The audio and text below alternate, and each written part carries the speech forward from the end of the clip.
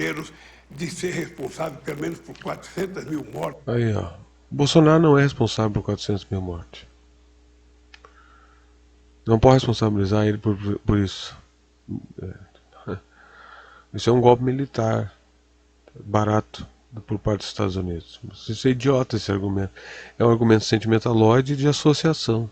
Tu não pode responsabilizar ele por isso. Que tipo de retórica é essa? Não pode. É que nem eu dizer que a Pepsi a Pepsi é responsável por milhares de diabéticos ao redor do mundo. Claro, porque só tem açúcar nesse refri. A Rede Globo é cúmplice da diabetes, porque ela permite a venda da Pepsi. A Pepsi vende, todas as pessoas bebem Pepsi. Quanto mais propaganda, o objetivo da Pepsi é vender mais Pepsi, não é? Sim, ao vender mais Pepsi, as pessoas tendem a ficar com diabetes. É a mesma retórica, é idiotas, né? Nesse país. Primeiramente, senhor Lula, fala que eu atrasei a vacina em 2020. Não existia vacina à venda em 2020. A primeira vacina no mundo foi aplicada em dezembro de 2020. Em janeiro do ano seguinte, um mês depois, o Brasil começou a vacinar. Nós compramos mais de 500 milhões de doses de vacina. Aí segue, mas ele atrasou a vacina de propósito. O Brasil produzia para a Argentina a vacina da Rússia e não usava em nós, porque era perigoso.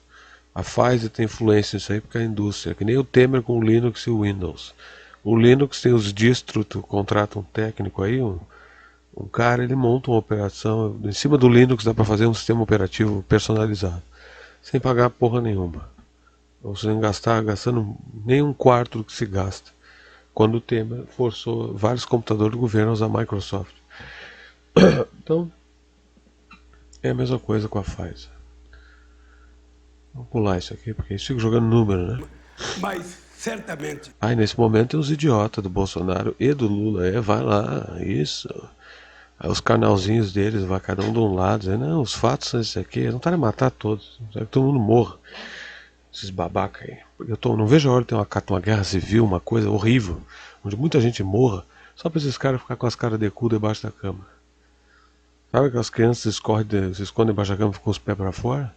Tô escondido, tô vendo. É assim que eles vão se esconder. Quando o Lula morrer, que o Bolsonaro vai, quando esses caras morrer, eu espero que os dois morram de uma vez. Eu espero que eles morram em nome para que a verdade, para que o transe termine. Porque eles não têm como substituir esses dois aí agora. Não tem. Se esses dois vagabundos morressem, cada um pelos seus motivos, o transe terminaria e o sistema não ia ter como ancorar essa dialética aí.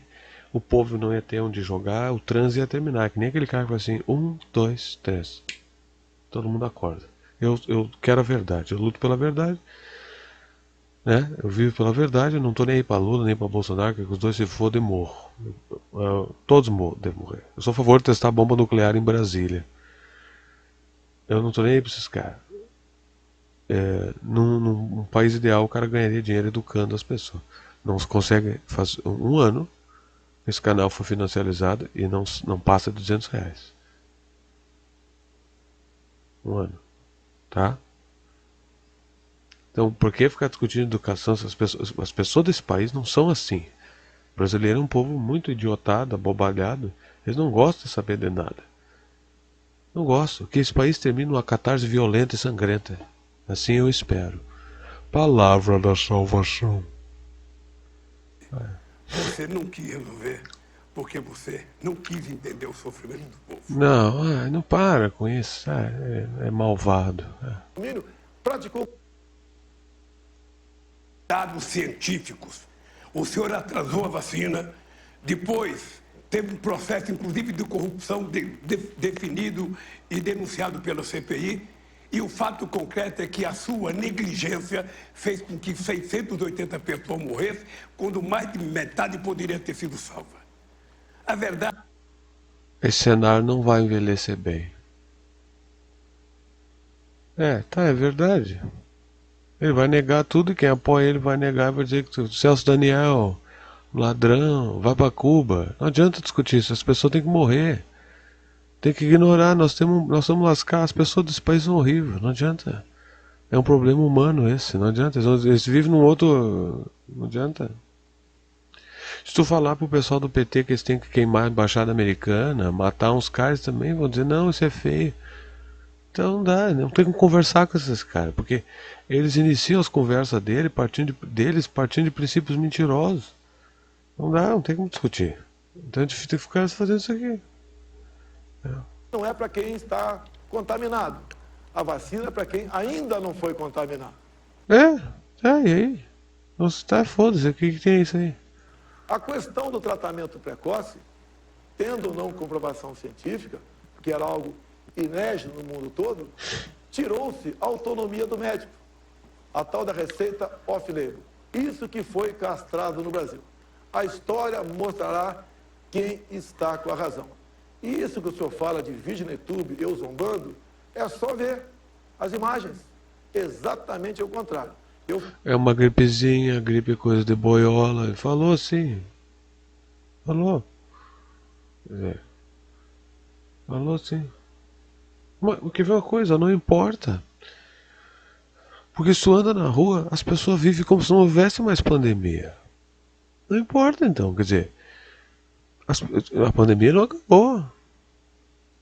Só que agora nós temos o pior dos dois mundos. O mundo que o PT ajudou a criar junto com o neoliberalismo. Nós temos a burocracia, no Brasil nós temos o pior dos dois mundos. Nós temos a burocracia de um Estado socialista.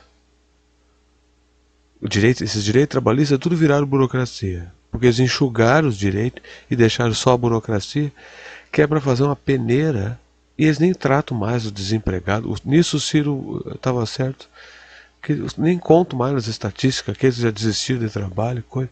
Não tem mais. O número de mendigos esfomeados passando fome só cresce. E as pessoas no Brasil não têm caridade. As pessoas não têm caridade. Esse é um país onde as pessoas não têm caridade. Dinheiro não tem nada a ver com isso aí. As pessoas são ruins nesse país. Tem muita gente passando fome. As pessoas não dão dinheiro. E ficou a burocracia dos empregos. Então, para ganhar um salário um trabalho de escravo aí, ganhando 1.700, 1.500. 1.700 é um luxo. O pessoal está se esbofeteando aí.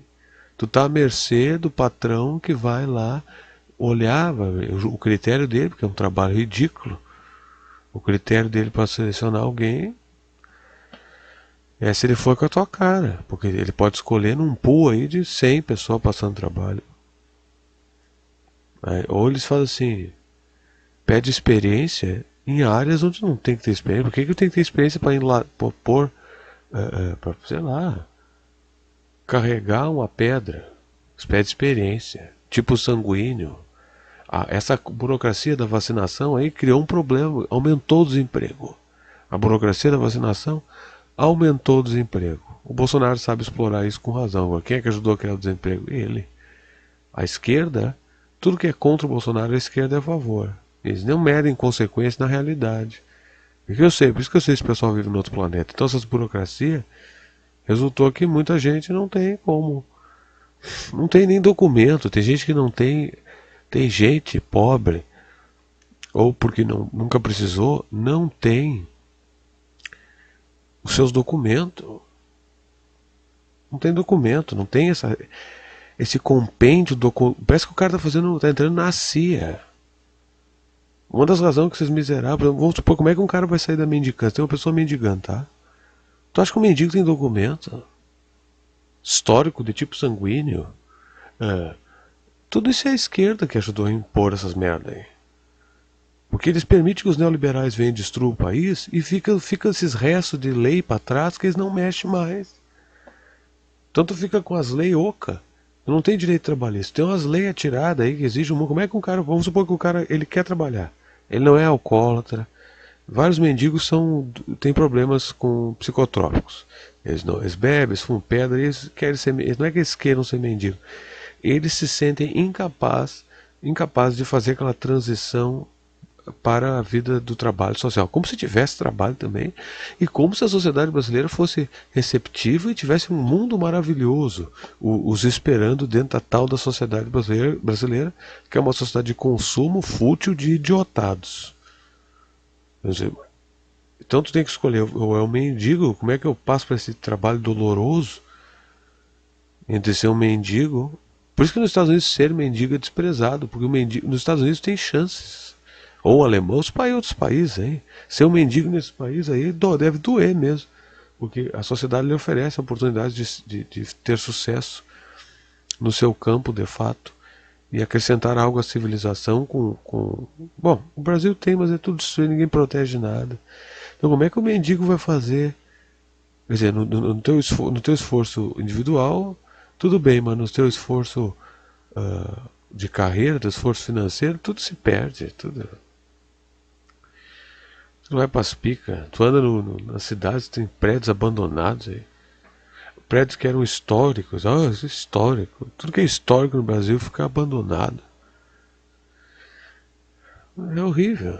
É um país de cadáver mesmo. Muito abobalhados. Aí tu tem... O mendigo vai fazer aquela transição como? Como é que ele vai fazer? Chega no trabalho, você tem a vacina de tetânica, vacina não sei o que, coitado, não tem nem onde morar. E nem se lembra mais de papel, que papel, e você foi abandonado pelo pai, abandonado pela mãe, vai ter esses históricos de papelada, tua esquerda que é responsável por essas burocracias. Esquerda criou essas burocracias, e vai ver o neoliberalismo, tira os direitos e fica só a burocracia. Não é direito nenhum teu. Eu não quero FG, o CACEF, tem um monte de coisa. Direito disso, uns 20%, não sei daqui. É uma baboseira isso. Tá? As empresas não dão vale de nada mais. Quer dizer, se tu ganha 2.000 e metade tem que ser com comida, a comida só sobe. O Brasil é um dos maiores produtores de alimento do mundo e a comida no Brasil só sobe por causa do agronegócio. Não pode tocar na merda. Eu quero que todo o agronegócio quebre. Isso aí é assim, ó, tu tem um cara com 1 hectare de terra aí, o cara usa 4 peão para cuidar de enormes hectares. O investimento do agropecuarista é mínimo. O único investimento que ele tem é no início com risco. Depois que ele arcar com risco, já era. E conforme um vai crescendo, isso só acumula. Só acumula, só expande. Tá? Só expande. Então, esse Faustão, por exemplo, esse vagabundo, esse Faustão aí que ganha dinheiro trabalhando nessa merda, essa Globo, fazendo aquele programa que só demencializa as pessoas. Ele é um latifundiário enorme. No Rio Grande do Sul, o Faustão é dono de várias terras. E deve ter por outros lugares também. Esse Ratinho também. Tá? Esses caras só exploram os outros. Não...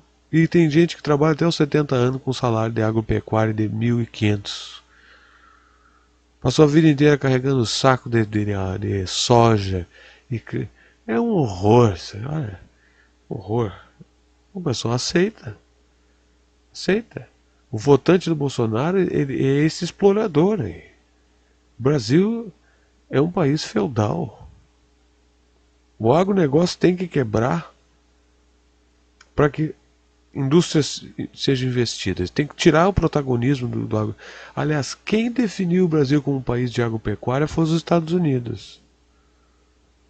É isso, porque aí tu arrasta a classe industrial para ser a classe do dinheiro, para ser ou do mercado especulativo do cassino McDonald's, ou para ser essa porcaria do agronegócio. O resto é concurso público, o resto é uns negocinhos aqui, uma lojinha de pneu aqui, nada é produzido no Brasil, tudo é patente externa, não tem nada. Aí destrói as universidades, é isso aí.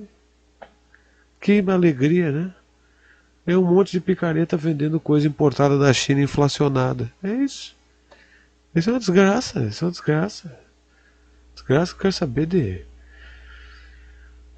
direitos, não sei o que. Não quer. Tira esses direitos para poder contratar as pessoas. Isso é muita burocracia. Não quero direito nenhum. Quero um salário. Quero dinheiro. Me dá dinheiro. Me dá dinheiro. Quero saber de direito. O meu direito é o salário que eu ganho. Pronto, trabalhou, ganhou salário. Pronto, chega de direito.